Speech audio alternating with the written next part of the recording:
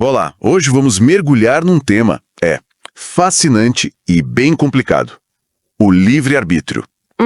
Algo que parece tão óbvio no dia a dia, né? Pois é, mas que, olha, citando o David Hume que o material traz, talvez seja a questão mais controversa da metafísica. Forte isso. Bastante. E é bom lembrar que não é só filosofia pura, né? Não mesmo. Isso mexe com como a gente se vê, como a gente entende responsabilidade, justiça, até dignidade e criatividade, que o texto menciona. Exato. A nossa ideia aqui é tentar desmontar um pouco as ideias centrais que os textos trazem. Principalmente essa tensão, sabe? Entre sentir que a gente escolhe. Aquela sensação de liberdade. Isso. E a responsabilidade que vem com isso. E do outro lado, essa ideia do determinismo. Ok, vamos lá. Vamos.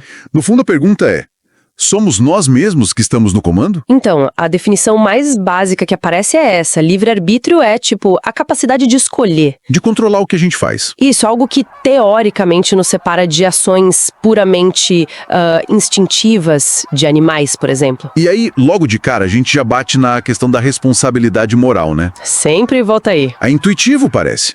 A gente só costuma culpar ou elogiar alguém se a pessoa teve escolha, se agiu livremente. O exemplo da Alison no texto é bom pra isso. Sim, uma coisa é ela decidir passear com um cachorro. Outra bem diferente é ela ser forçada ou manipulada. Ou sofrer lavagem cerebral, como o texto até menciona. A ação é a mesma, mas a nossa avaliação muda completamente. Totalmente. E é nesse ponto que entra o determinismo causal com tudo. Ah, sim. A tese forte que vem da ciência, da física, mas também da filosofia. Que diz basicamente que tudo o que acontece é resultado do que veio antes, mais as leis da natureza. Exato. Passado mais leis da natureza igual a um único futuro possível. P mais L igual futuro único. A parte fascinante é como isso bate de frente com a nossa experiência, sabe? Totalmente. A sensação de que eu delibero, que eu penso faço A ou faço B. E que poderia ter feito diferente se o determinismo for verdade, essa sensação é o quê? Uma ilusão. E aí que o debate esquenta mesmo, né? Com os dois grandes times. Compatibilismo de um lado. Dizendo, olha, dá pra ter os dois. Livre-arbítrio e determinismo podem sim coexistir. E do outro, o incompatibilismo, falando de jeito nenhum.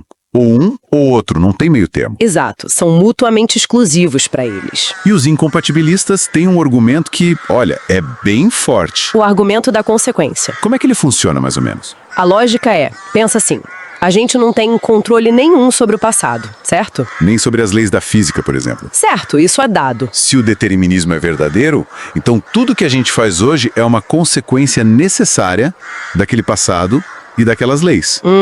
Entendi. Se eu não controlo as causas... Como você controlaria as consequências? A ideia de que a vida é um jardim de caminhos que se bifurcam, onde a gente escolhe qual pegar... Seria só uma ilusão. Exatamente. Na verdade, só existiria uma única estrada, já definida desde sempre. Meio assustador, né? Bastante. Mas essa ideia de não poder fazer diferente, ela incomoda. E aí vem a resposta compatibilista, que eu achei bem sagaz.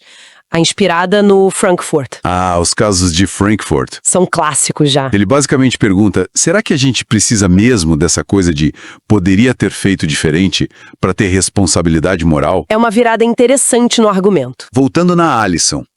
Imagina aquele cenário do chip no cérebro. Um cientista, o Lloyd, implanta um chip nela. Que só vai agir se ela decidir não passear com o cachorro. Isso. Se ela for decidir não passear, o chip força ela a passear. Mas o que acontece é que ela decide passear por conta própria. Pelos motivos dela, o chip nunca é ativado. A pergunta é, a gente não diria que ela é responsável por ter passeado com o cachorro? Mesmo que, secretamente, por causa do chip, ela não pudesse ter escolhido não passear? Pois é, a intuição da maioria das pessoas é que sim, ela é responsável. Porque o que causou a ação dela foram os motivos dela, a decisão dela, não o chip. Exato. O foco muda. Talvez o que importe não seja ter várias opções abertas, mas sim a origem da decisão. Se ela veio de dentro da pessoa, dos valores dela. Faz sentido. E tem outra visão compatibilista muito influente, que é a do Strawson, P.F. Strawson. Ele olha para a coisa de um jeito diferente. Como assim? Ele foca no que ele chama de atitudes reativas.